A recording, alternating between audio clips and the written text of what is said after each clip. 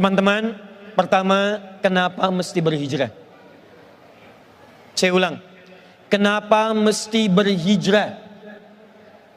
Anda mesti punya tujuan yang jelas. Ketika dibuka hijrah festival, Anda datang ke tempat ini, apa yang Anda dapatkan? Ternyata, mari kita lihat, Allah turunkan satu ayat langsung yang memberikan 3 jaminan utama. 2 akan diberikan saat di dunia, 1 akan diberikan saat ia wafat menuju alam kuburnya, dan ketiganya akan Allah jamin dibawa sampai menghadap ke akhirat, mendapatkan surga paling nikmat yang dijanjikan. Ayat ini disebutkan di Quran surah yang keempat, surah An-Nisa ayat ke-100, posisi paling kiri sebelah bawah di mushaf. Mari kita lihat pelan-pelan. Wa may yuhajir fi sabilillah. Wa may yuhajir, dan siapapun yang berniat ingin berhijrah, berubah lebih baik daripada keadaan sebelumnya, ingin lebih dekat dengan Allah, ingin lebih dipandang mulia, ingin merubah keadaan supaya lebih baik dan sempurna sebagai manusia. Perhatikan kalimatnya. Yajid fil ardi muraghaman katsira. 1. Wasa'ah. 2. Wa may yakhruj min baitihi muhajiran ila Allah wa rasuli thumma yudrikul maut. 3. Faqad waqa'a ajruhu 'ala Allah. Orang-orang yang meniatkan dirinya datang untuk berubah, kemudian dia ingin berhijrah, bahkan difasilitasi malam ini dengan sebuah festival hijrah yang tidak pernah diadakan sebelumnya. Anda tahu, pertemuan malam ini bukan sekedar mempertemukan kita di tempat ini untuk berikrar, tapi lebih daripada itu, kita diringankan langkahnya oleh Allah. Saya punya keyakinan, dari sekian hamba Allah yang tahu acara ini, yang mendengar tentang acara ini, yang tahu tentang pertemuan di malam ini, pertanyaan saya, kenapa cuma Anda yang diringankan langkahnya? Kenapa Anda yang dilembutkan hatinya? Kenapa Anda yang punya kesempatan datang ke sini? Saya punya keyakinan, lebih dari sekedar datang, Allah ingin merubah hidup Anda untuk mendapatkan 3 kemuliaan yang dijanjikan di ayat ini. Dengan kalimat ini baik-baik. Kalau Anda sampai datang ke sini, duduk di sini, dan kita belajar di malam ini, mendengar ayat ini, tapi 3 kemuliaan ini belum mampu Anda raih, dan bahkan ada 3 semangat untuk meraihnya, maka dengan cara apa lagi Allah mesti menjadikan Anda orang baik? Ada banyak orang yang berharap datang ke sini. Dia bertanya berapa lagi tiketnya tersedia. Dia bertanya apa ada kesempatan bisa diperpanjang. Dia bertanya apa ada luang bisa didapatkan, dan tidak dia meraihnya. Dia tidak meraihnya. Ada yang kemudian mengisi kuotanya untuk melihat tayangan live-nya via media sosial. Ada yang menonton di channel-channel yang telah disediakan. Anda kurang apa lagi? Diringankan, diberangkatkan, didudukan, mendengar, langsung melihat, menatap dan mendengarnya. Kalau pertemuan kita malam ini belum mampu mengubah Anda, maka dengan cara apa lagi Allah menjadikan Anda sebagai hamba yang terbaik? 1. Orang yang siap berhijrah, merubah dirinya lebih baik dengan segala profesi yang ia kerjakan dalam hidupnya, maka jaminan pertama yang Allah berikan, perhatikan kalimatnya, Allah akan berikan di awal mula proses hijrahnya ketenangan dalam jiwanya.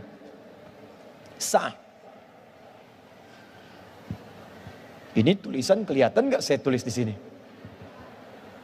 Maaf, belakang ini kelihatan? Tidak, jelas tidak, belum saya tulis, bagaimana bisa kelihatan? Hijrah itu tetap rasional ya, jangan sampai hijrah tapi juga ada sesuatu yang kemudian terjadi. Ini belum saya tulis, pantas kemudian tidak kelihatan. Lihat 1, tahan ya. Saya tuliskan pelan-pelan, lihat sini. Anugerah pertama yang Allah berikan bagi seseorang yang mau hijrah, 1, namanya sa'atun, sin, ain, ta. Sa'atun artinya kelapangan hati, kedamaian jiwa, ketenangan dalam hati. Jadi kalau Anda mau hijrah, Anda ingin berubah, Anda ingin lebih dekat dengan Allah Subhanahu wa taala, awas, jangan sampai terbayang dalam benak Anda yang pertama kali diberi itu materi dunia, bukan. Atau kedudukan yang meningkat, mustahil. Orang yang pertama kali berniat untuk hijrah, maka yang pertama Allah berikan bukan dunia. Dunia terlampau kecil. Kedudukan itu terlampau kecil. Yang paling tinggi yang pertama Allah berikan bagi orang yang ingin mendekat kepada Allah. Allah janjikan Allah akan berikan kelapangan dalam jiwanya sehingga dia merasakan ketenangan dalam kehidupannya. Yuk pilih mana ya? Tahan sebentar, pilih mana? Kaya tapi gelisah atau miskin tapi tenang? Tidak ada pilihan ketiga, jangan maksa. Cuma dua. Kaya tapi gelisah atau miskin tapi tenang? Baik. Satu atau dua?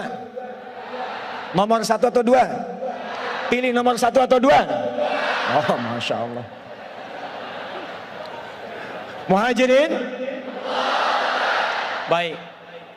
Perhatikan baik-baik. Buka Quran surah ke-18 ayat ke-16. Paling kanan sebelah atas di mushaf. Kenal Ashabul Kahfi? Kenal. Ayo kenal di mana? Masya Allah. Cuman peserta hijrah festival yang kenal Ashabul Kahfi. Nabi Muhammad aja nggak pernah lihat. Antum bukan Nabi, bukan Rasul, bisa kenal. Pulang saya. Lihat teman-teman. Ashabul Kahfi, para pemuda, orang hebat.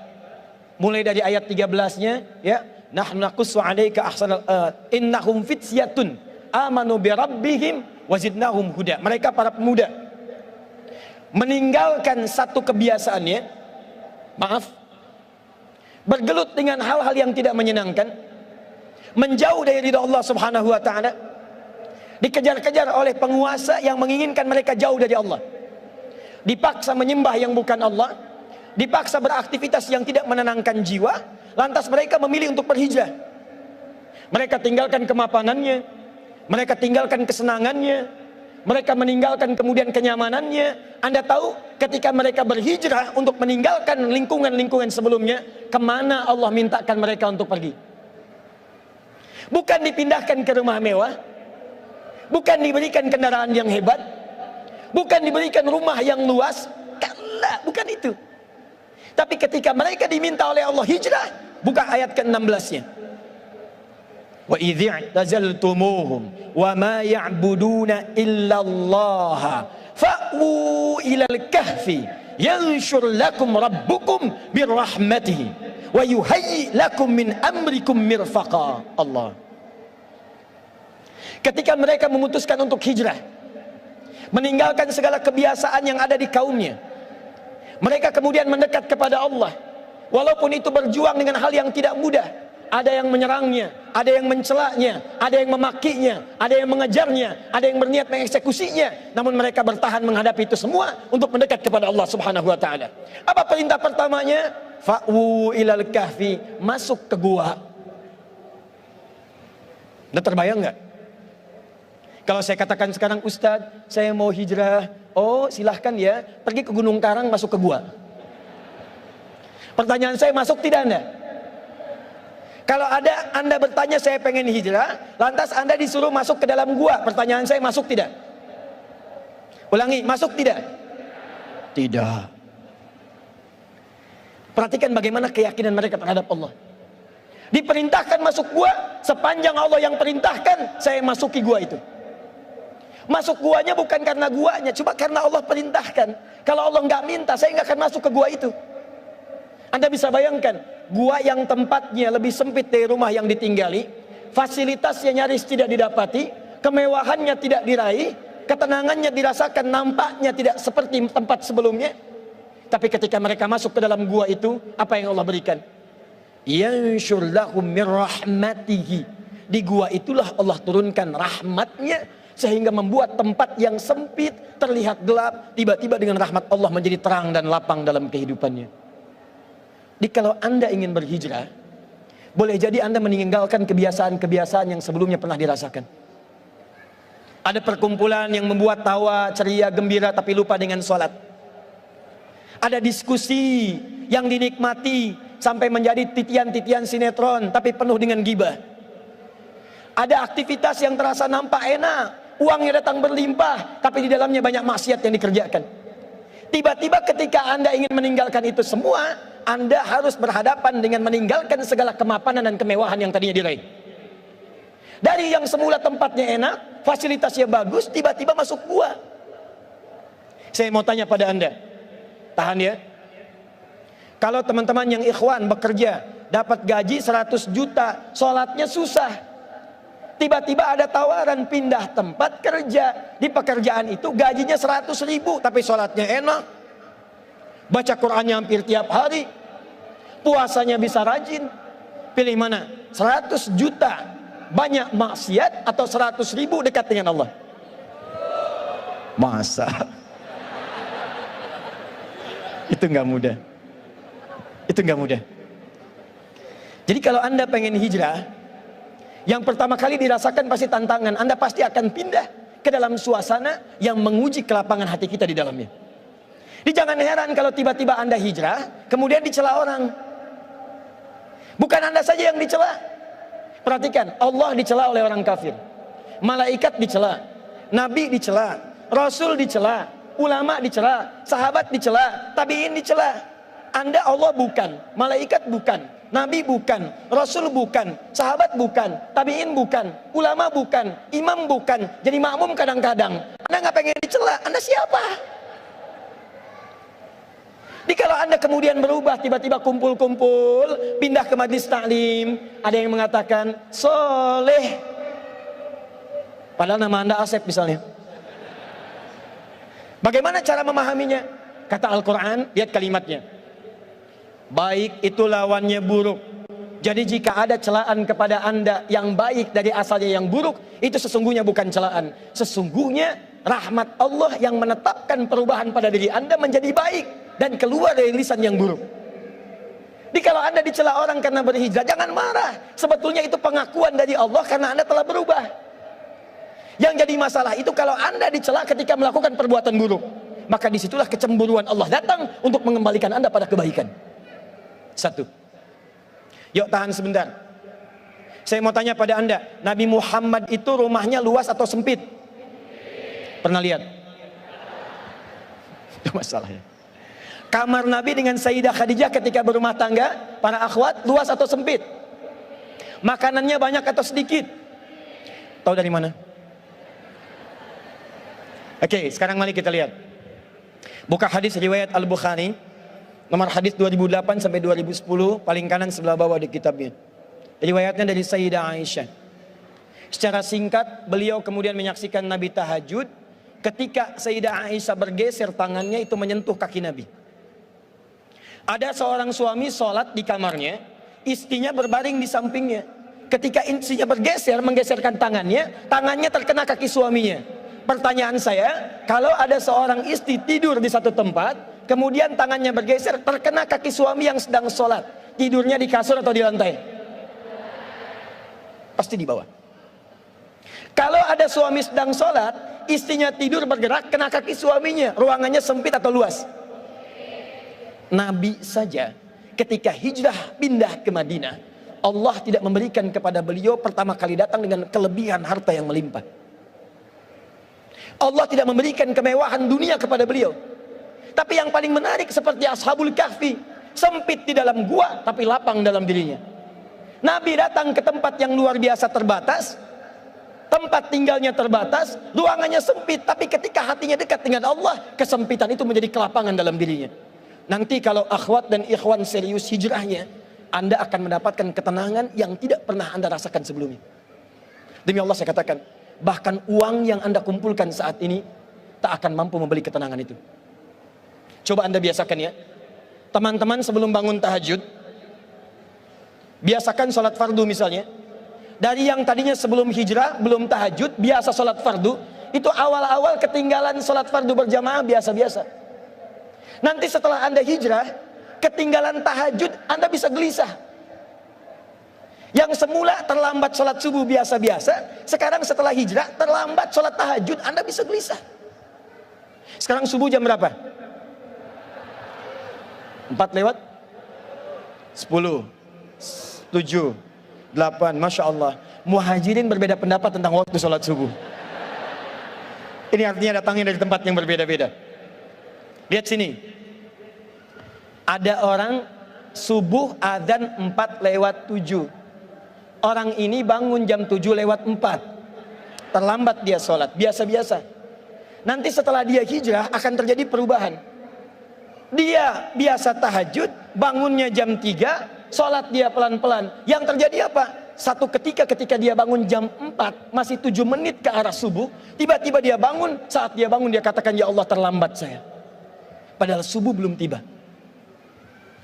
Kalau Anda nanti biasa puasa, tiba-tiba saat Anda bangun, masuk adzan subuh, padahal puasa sunnah, Anda katakan, ya Allah saya nggak puasa hari ini. Seakan-akan Anda kehilangan sesuatu yang tidak bisa Anda beli sebelumnya. Kalau Anda kehilangan satu taklim, padahal biasanya senang kumpul-kumpul dulunya, sekarang kehilangan satu taklim, Anda akan katakan, ya Allah kenapa saya nggak ikut taklim yang ini. Ketika Anda mendapatkan kenikmatan hijrah, maka yang tergambar dalam benak Anda yang pertama, akan ada kelapangan dalam diri. Makanya mohon maaf ya para akhwat, ikhwan, kalau ada yang mengajak antum hijrah, lalu antum berproses hijrah, tapi tidak memberikan ketenangan ke dalam jiwa, berarti ada sesuatu yang tidak tepat dengan hijrahnya. Pasti ada yang salah. Karena orang hijrah itu ciri pertamanya hatinya lebih tenang. Kenal dengan Talhah, sahabat Nabi SAW. Talhah hijrah dengan istrinya. Kemudian beliau tinggal di Madinah. Satu kali Nabi kedatangan seorang tamu mengatakan, ya Rasulullah, saya datang lapar. Boleh saya minta jamuan? Nabi tanyakan pada setiap istrinya, datang ke Sayyidah Aisyah, ada makanan? Kata beliau tidak. Datang kepada Zainab radhiyallahu taala anha, ada makanan? Kata beliau tidak. Datang kepada Saudah binti Zam'ah, ada makanan? Kata beliau tidak. Perhatikan, seorang nabi saja itu belum tentu mendapati makanan di rumahnya. Saya pernah mendengar riwayat seperti ini. Satu kali saat Nabi itu di pagi hari bersiap untuk sarapan, ternyata di rumahnya Sayyidah Aisyah nggak punya makanan. Anda bayangkan, Nabi di rumah nggak ada makanan. Sayyidah Aisyah kemudian menangis pada saat itu, mengatakan pada dirinya, ya Allah saya zalim ya Allah pada Nabi. Hari ini beliau tidak puasa, tapi saya nggak punya makanan untuk dimasak. Anda tahu apa yang Nabi lakukan? Beliau datangi istrinya, beliau berikan senyuman terbaik, lalu beliau bisikan ke telinganya, sayang, tahukah kamu hari ini aku puasa? Satu kali terjadi, Nabi SAW di hari puasa, riwayat sahih. Di hari puasa Sayyidah Aisyah lupa, beliau masak. Lalu beliau katakan pada dirinya, ya Allah saya zalim hari ini, Nabi puasa kok bisa saya masak? Apa yang Nabi lakukan? Beliau datangi istrinya, beliau berikan senyum terindah, beliau katakan pada istrinya, sayang, hari ini aku tidak puasa. Anda bisa bayangkan bagaimana rumah tangga seseorang yang bahkan tidak ada makanan, itu masih keluar kalimat-kalimat indah di lisannya. Kalau hatinya tidak lapang, mustahil mendapatkan semua itu. Datang ke rumah Nabi, makanan tidak ada. Kata Nabi, tunggu sebentar, saya akan carikan sahabat yang bisa membantu. Ditanyakan oleh Nabi, siapa yang bisa menjamu tamu ini? Mengacungkan tangan seorang bernama Talha. Kata beliau, ya Rasulullah, saya yang menjamu. Saat dikatakan Talha, kamu siap-siap pulang ke rumahnya. Sampai di rumahnya ternyata bertanya pada istrinya, sayang, di rumah kita sekarang ada makanan apa? Kata istrinya, hanya satu porsi untuk anak kita yang sedang lapar sekarang. Perhatikan bagaimana keluarga ini setelah berhijrah belajar dari kenyamanan yang Allah tanamkan dalam jiwanya. Kata suaminya, kamu tidurkan dulu anak kita. Saya mau tanya ya pada akhwat teman-teman di sini, kalau ada tamu kemudian dibawa ke rumah ibu, ke rumah teman-teman di sini, tiba-tiba Anda akan menjamu makanan yang ada cuma satu porsi untuk anak Anda yang sedang lapar. Pertanyaan saya, makanan itu akan diberikan kepada tamu atau kepada anak yang sedang lapar? Pilih, tamu atau anak? Masa? Tamu atau anak? Muhajirin? Perhatikan baik-baik. Istrinya berkata tanpa dugaan, aku akan tidurkan lebih cepat dari waktu sebelumnya. Anaknya kemudian ditidurkan oleh ibunya. Kemudian suaminya mengambil penyiapan makanan, dibawa ke ruang makan, dijamu tamunya. Kata Talha, silahkan engkau makan. Kata tamunya, saya tidak akan makan sebelum Anda makan dengan saya. Kata Talha, saya merasa malu kalau meninggalkan istri saya sendirian. Saya akan temani istri saya untuk makan di tempat yang lain. Jadi tamu itu kemudian makan, Talha kemudian pindah ke satu tempat, terlihat bayangan dari tempat tamu itu. Suami istri ini terlihat sedang makan, nampak seperti makan. Yang satu makan dengan lahapnya, sementara yang satu ternyata sedang pura-pura makan. hanya membunyikan tempat makanan padahal tidak ada makanan yang beliau makan.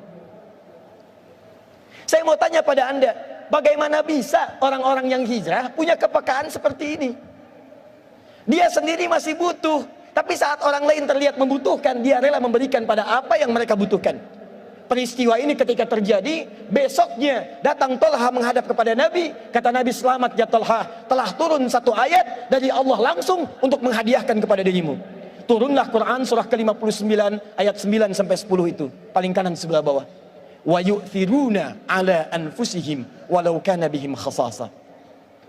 Jadi kalau Anda hijrah, maaf ya, maaf sekali, gagal di pekerjaan, tidak akan kecewa. Maaf sekali, tertinggal kemudian kemewahan, tidak akan kecewa. Ada orang mencela, tidak akan marah. Ada orang memaki, lapangnya hati. Jadi kalau Anda benar-benar berhijrah, seakan-akan ada ketenangan yang tak terlukiskan sebelumnya. Sekarang saya tanya pada Anda, dari 3 hari Anda mengikuti acara ini, berapa ketenangan yang sudah Anda dapatkan dalam jiwa Anda? 1. Tahan ya, kita baru pembukaan nih, kita belum mulai. Sampai jam berapa saya? Baik, Masya Allah, tinggal 20 menit lagi. Tahan. 2, saya agak cepat sedikit. Ustaz, kalau cuman hatinya tenang, tapi kebutuhan tidak tercukupi, maka apakah saya bisa menjalani kehidupan dunia dengan nyaman? Nah, ini bagian keduanya. Saat hatinya sudah diberikan ketenangan, kemudian dia semakin yakin dengan Allah, semakin dekat, maka berlakulah keadilannya. Orang dekat dengan direktur, maka diberikan fasilitas di pekerjaannya. Orang dekat dengan polisi, diberikan akses di jalanannya. Orang dekat dengan seorang tokoh, diberikan akses terdekat dengan tokoh dimaksud. Maka orang yang sudah dekat dengan Allah, apa yang tidak mudah bagi Allah untuk diberikan kepadanya. Karena itu ternyata, yang pertama ini saat Allah berikan, ini hanya untuk membangun keyakinan dan kedekatan dengan Allah. Begitu Anda lapang, yakin dengan Allah, begitu sudah dekat dengan Allah, apa yang Anda rasakan hilang sebelumnya akan diganti minimal 2 kali lipat dari sebelumnya. Itu yang dimaksud dengan muraghaman katsira wasa'. Anda tadinya tidak berhijab, kemudian meninggalkan itu semua. Profesinya bagus, bayarannya mahal. Akhwat tidak berhijab, bayarannya bagus sekali, mahal luar biasa.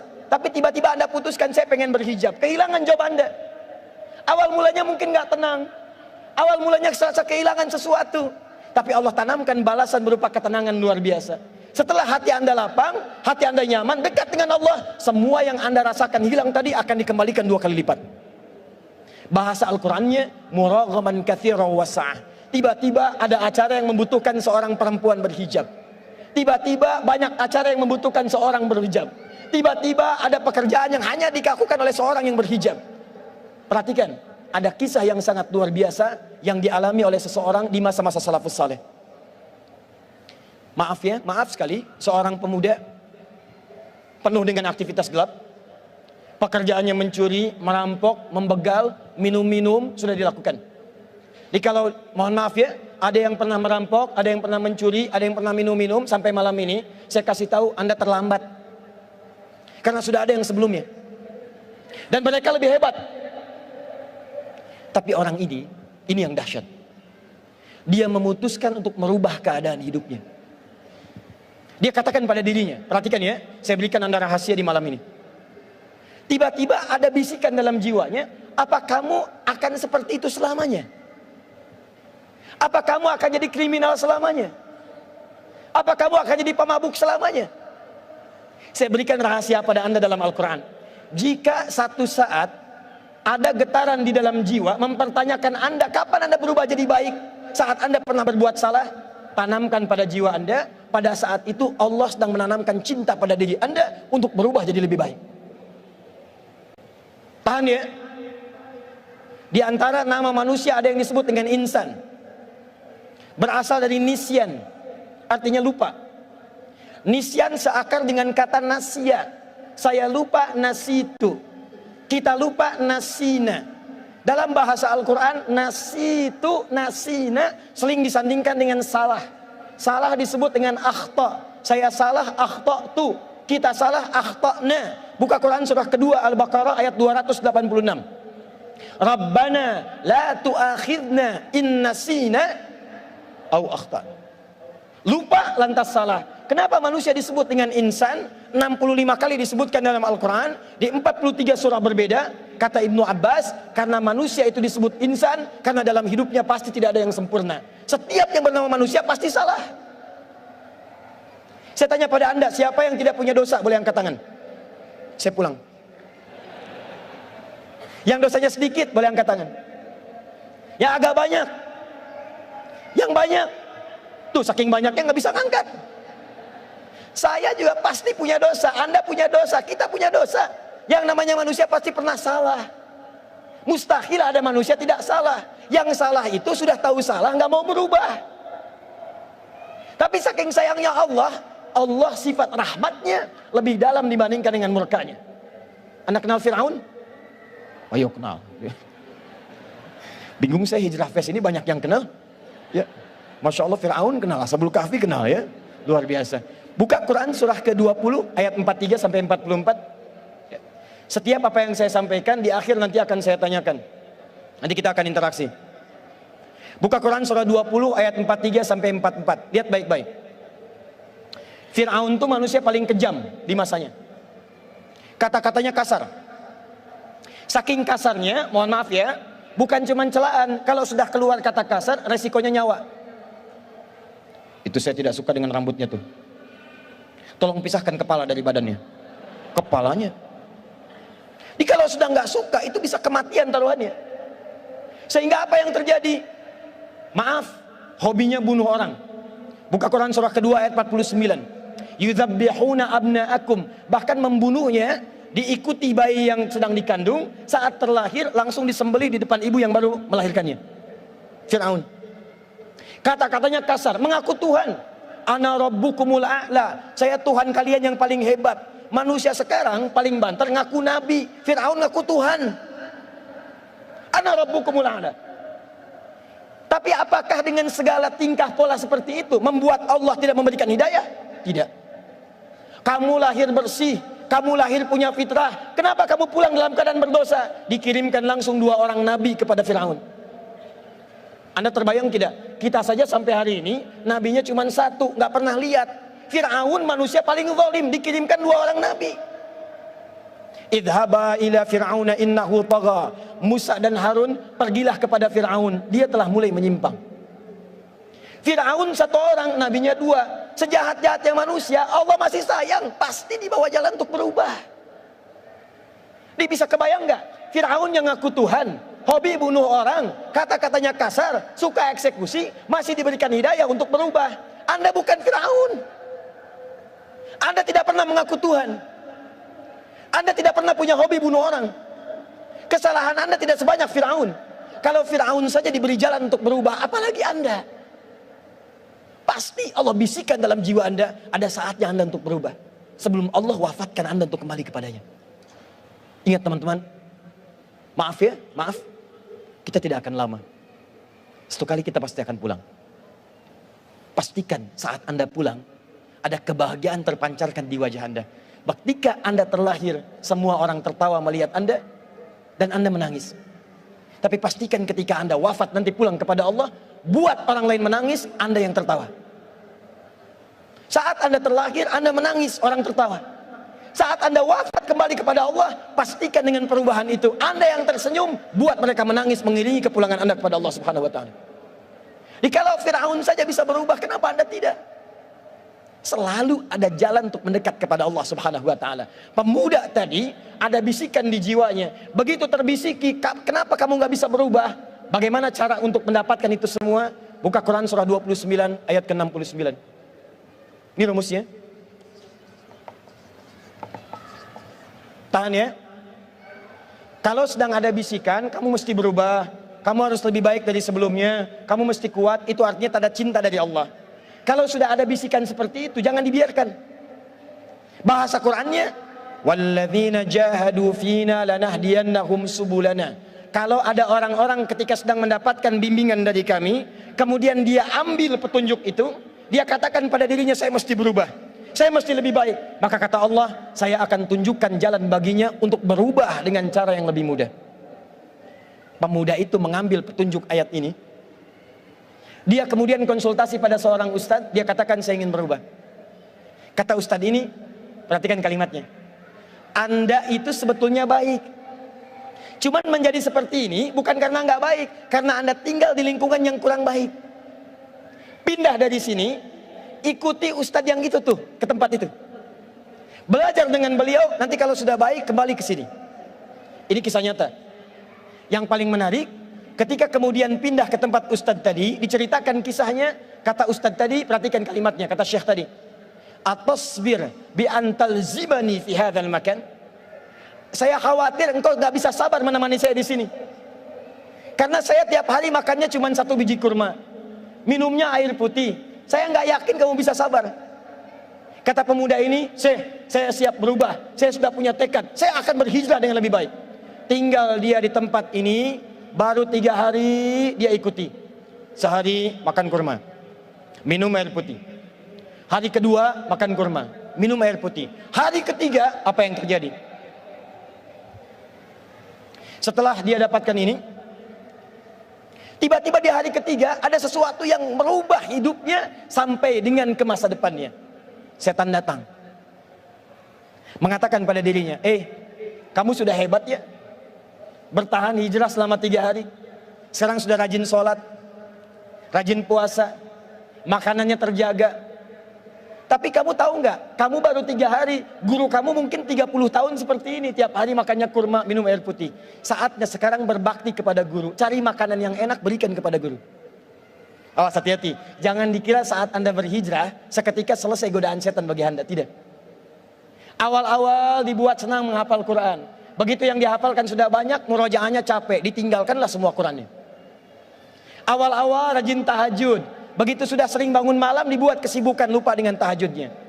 Orang ini hari ketiga datang setan kepadanya mengatakan, carilah olehmu makanan, berikan bakti kepada gurumu. Caranya halus, baik, tapi perhatikan bagaimana akhirnya. Si murid ini berkata, betul juga ya, saya harus berbakti kepada guru saya. Dia kemudian keluar untuk mencari makanan yang lebih enak dibandingkan dengan 1 biji kurma.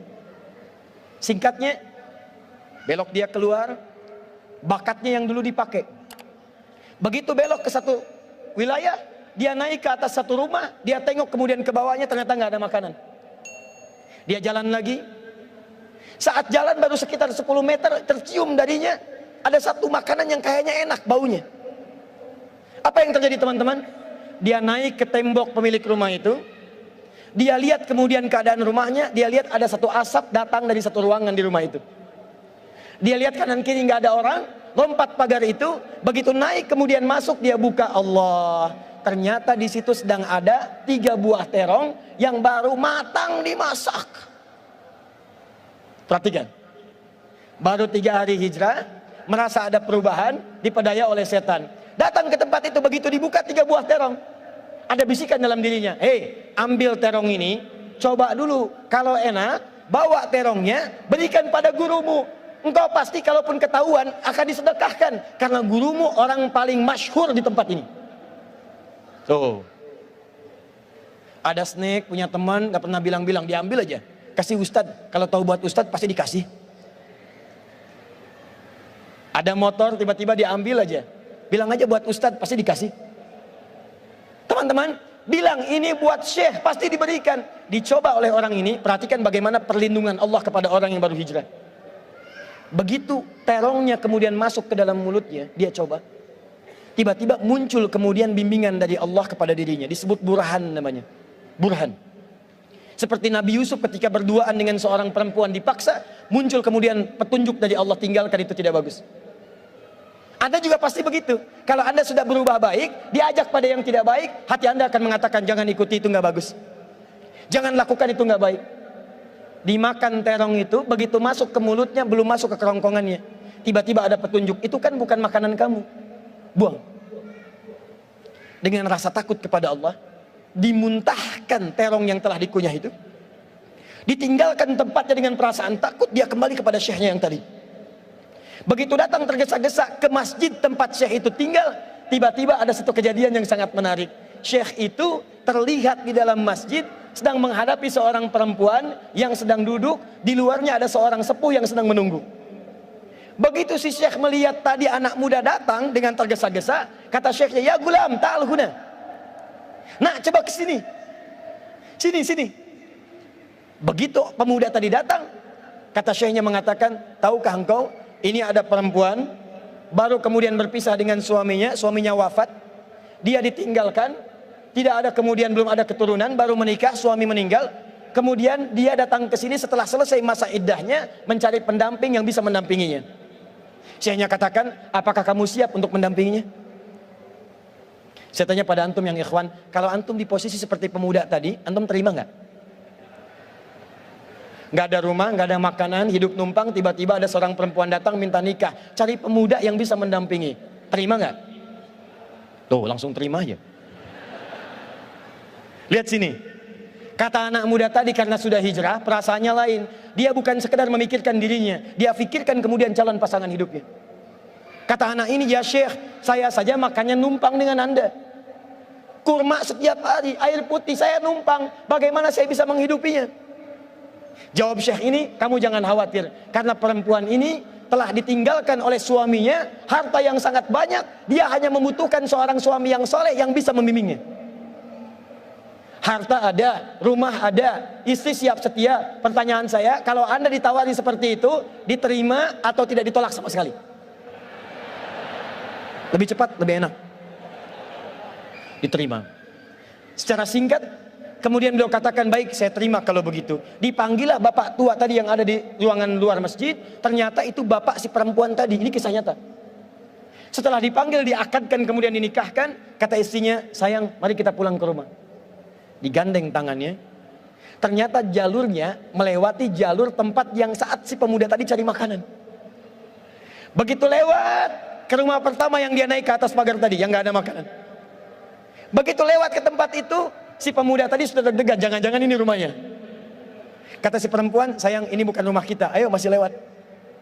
Begitu jalan lagi 10 meter, si pemuda tadi sudah menggenggam erat tangan istrinya, dia bawa cepat-cepat untuk meninggalkan rumah tadi yang ada terongnya.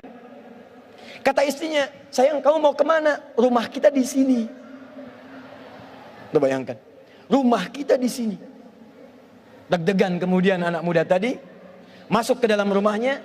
Begitu masuk, pertanyaan pertama istrinya, Zauji hal anta ja'i? Sayang, kamu lapar gak sekarang? Kata suaminya, wallahi selama 3 hari makan saya cuma kurma, minum air putih. Kalau ditanya lapar, saya sangat lapar. Intadhir qalilan, tunggu sebentar. Ternyata si perempuan tadi sudah menyiapkan makanan spesial yang terong tadi untuk calon suaminya. Tapi kejadian kemudian tidak seperti yang diharapkan. Begitu sampai ke dapur, dia lihat kemudian terongnya telah terbuka, ada masalah. Dia teriak pada saat itu, manakala bazinjani, siapa yang makan terong saya? Nah, tahan. Kalau Anda dalam situasi tadi, awas jangan enaknya aja, siap terima. Sekarang masalahnya mulai muncul. Kalau Anda dalam situasi tadi, apa yang Anda katakan? Awas jangan salahkan kucing. Manusia kadang tidak adil. Awas hati-hati, yang keluyuran si fulana yang disalahkan kupu-kupu. Awas hati-hati, yang korupsi manusia yang disalahkan tikus. Baik, apa yang Anda katakan? Mas Riki kabur, gak bertanggung jawab. Lihat sini, karena sudah hijrah, maka orang hijrah itu tidak akan menutupi nilai-nilai kebaikan dalam dirinya. Dia ceritakan seadanya. Dia katakan, zaujati, sayang istriku, wallahi saya tidak mengurangi setiap kalimat pun. Tadi kejadiannya begini, saya itu sudah 3 hari begini, ada bisikan mencari makan untuk memuliakan guru. Saya cari-cari sehingga datang ke sini, saya temukan terong ini. Tapi wallahi, begitu saya cobain, saya tumpahkan karena takut saya kepada Allah. Saya tumpahkan. Anda tahu apa yang terjadi? Keluarlah satu kalimat jawaban dari istri yang tak terduga. Yang kata sementara orang mengatakan, kalau istri semua seperti ini dalam kehidupan, maka tenang kehidupan di muka bumi. Apa jawab istrinya? Perhatikan. Kata istrinya, wallahi, secuil terong yang kau tumpahkan karena takut kepada Allah itu, kemudian Allah ganti dengan seluruh terongnya, panci tempat terongnya, rumah tempat terongnya, dan pemilik terongnya. Wallahi, secuil terong yang kau tumpahkan karena takut kepada Allah itu, Allah ganti kembalikan dengan seluruh terongnya, panci tempat terongnya, rumah tempat terongnya, dan pemilik terongnya. Tahan ya Bu ya, pegang erat tangan suaminya supaya nggak cari terong dari sini pulang. Jadi teman-teman, hijrah itu nggak akan pernah Anda kehilangan dunia, enggak. Anda pasti genggam itu. Yakin. Kalau Anda pertama berubah, Anda dipaksa dekat dulu dengan Allah. Begitu sudah dekat, semua dikembalikan, nggak ada yang hilang. Ingat kata-kata saya ini ya, ingat kata-kata saya. Buka Quran surah ke-51 ayat 22. Quran surah kedua ayat 168. Quran surah kedua ayat 172. Quran surah ke-7 ayat 96. Dan Quran surah kedua ayat ke-29. Ulangi. Oke. Siapa yang hafal Quran? Yang hafal Quran 30 juz, angkat tangan. 1, 2. Akhwat? Saya baru dapat 2 orang. 3, 4. Terus? Saya pengen 100 orang. 1, 2, 3, 4. Ada lagi? Tidak ada? 30 juz? Tolong catat 4-4-nya, insya Allah kami berikan hadiah umrah. Nanti hubungi panitia ya. Baik, lihat sini. Anda kalau hijrah, jangan takut kehilangan dunia. Buka Quran surah ke-51 ayat 22. Lihat kalimatnya. Tahan. Wa fis samai rizqukum wa ma tu'adun. Hei manusia, di langit itu rizki kalian sudah saya tetapkan, akan saya berikan. Jangan takut itu tertukar. Lihat, rizki Anda kata Allah sudah ditetapkan, dijanjikan diberikan, dan tidak akan tertukar. Boleh ada menteri yang ditukar, boleh ada putri yang ditukar sampai jadi sinetron, silahkan. Tapi tidak akan pernah ada rizki yang tertukar. Tidak ada. Demi Allah saya katakan, rizki kita itu sudah diatur. Yang belum jelas itu surga kita. Jadi Anda jangan takut kalau hijrah kehilangan rizki, mustahil. Mustahil. Setiap hamba Allah yang terlahir sudah ditetapkan kadar rizkinya dan tidak akan pernah berkurang sampai dia wafat. Begitu dia wafat, tidak akan pernah wafat kecuali semua rizkinya terpenuhi, selesai. Cuma memang dirahasiakan. Ada yang 100 miliar, ada yang 2 miliar, ada yang cuma 200.000, ada. Kenapa dirahasiakan? Sebab kalau diberikan secara langsung diketahui, maka manusia tidak akan pernah merasa semangat untuk mencarinya. Ini di antara kawan kita, misalnya antum rizkinya 100 miliar. Hari ini sudah mendapatkan 999, misalnya 99 miliar, 999 juta, 999 ribu rupiah. Tinggal berapa? 1.000. Demi Allah saya katakan, kalau antum tahu rizkinya cuma 1.000, nggak akan datang antum ke Hijrah Fest ini. Pasti itikaf di masjid aja. Karena tahu tinggal 1.000, begitu 1.000 meninggal. Astagfirullah, astagfirullah, ayo astagfirullah. Ayo ke Hijrah Fest, nggak mau ah. Ketemu Hari Untung, nggak mau. Kenapa? Tinggal 1.000. Dulu ada film yang nyawanya tertulis di tangannya itu dituliskan. Jadi kalau sudah berkurang, selesai dia. Nah kita itu dirahasiakan supaya kita semangat mencarinya. Tapi tahukah Anda, kata Allah, rizki sudah saya tiapkan, akan diberikan, tidak akan tertukar. Jadi kalau ada orang takut hijrah karena takut kehilangan rizki, takut jadi miskin, takut kehilangan harta, takut kehilangan kedudukan, itu artinya dia belum paham dengan konsep kehidupan. 3 yang terakhir. Saya tutup sampai di sini. Terakhir nanti akan saya ceritakan tentang sesuatu yang sangat penting dan boleh jadi Anda termasuk di dalamnya. 2 ini diberikan saat di dunia. Yang ketiga akan dijamin oleh Allah saat seseorang itu maaf, tiba-tiba kemudian sesuai dengan ajalnya wafat menghadap Allah Subhanahu wa taala. Teruskan ayatnya. Quran surah 4 ayat 100. Wa may yakhruj min baitihi muhajiran ila Allah wa rasuli thumma yudrikul maut faqad waqa'a ajruhu 'ala Allah. Kalau ada orang pengen berhijrah, dia pengen berubah, ingin lebih dekat dengan Allah dan Rasul, tiba-tiba baru dia memulai kemudian wafat. Baru memulai wafat. Bahkan ada yang baru melangkah kemudian wafat. Lihat kalimat ini. faqad waqa'a ajruhu 'ala Allah. Hijrahnya diterima oleh Allah dan dijamin surganya langsung oleh Allah Subhanahu wa taala. Jadi kalau ada yang datang ke Hijrah Fest ini, kadar Allah misalnya saat berangkat atau saat pulang, tiba-tiba maut datang menjemputnya dengan niat yang benar, maka beruntunglah orang itu karena surganya telah dijamin oleh Allah Subhanahu wa taala. Bahkan yang paling dahsyat, kalau dia benar-benar berhijrah diawali dengan tobat. Misal, ayat ini turun untuk menggambarkan seorang yang pernah bunuh 100 orang. Dia berzina, dia mabuk, dia bunuh orang sampai 100. Tiba-tiba dia katakan saya ingin berubah. Dia konsultasi pada seorang syekh, kata syekh itu belajar ke tempat sana, datang ke majelis ilmu. Begitu di jalan dia berangkat, di tengah jalan dia bertobat, astagfirullah, astagfirullah, astagfirullah. Di tengah jalan, belum sampai ke tujuan, maut datang menjemputnya. Meninggal di tengah jalan, belum sampai ke majelis ilmu, dalam keadaan bertobat, bahkan telah membunuh 100 orang, banyak mabuk, banyak mencuri dan sebagainya. Apa yang terjadi? Turun ayat mengatakan, faqad waqa'a ajruhu 'ala Allah. Dosanya saya ampuni kata Allah dengan tobatnya, kakinya yang dia langkahkan menghadirkan satu amalan, dia dijamin masuk surga. Angkat tangan Anda, siapa yang pernah bunuh 100 orang? Ada polisi di sini? Siapa yang hobinya menyakiti orang lain? Siapa yang setiap harinya sehari mabuk minimal 5 kali sehari? Kalau Anda belum mencapai ini, Anda belum ada apa-apanya. Tapi persoalannya, yang bunuh orang aja, maaf ya, yang bunuh orang, yang mabuk, yang zina, tobat diampuni, masuk surga.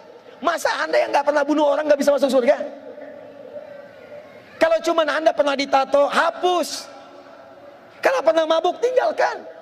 Sesali, berubah. Begitu Anda berubah, walaupun wafat, pulang dari sini wafat, Allahu Akbar, kalau tobat surga menanti Anda. Mau seperti itu? Silahkan nanti pulang wafat gitu ya.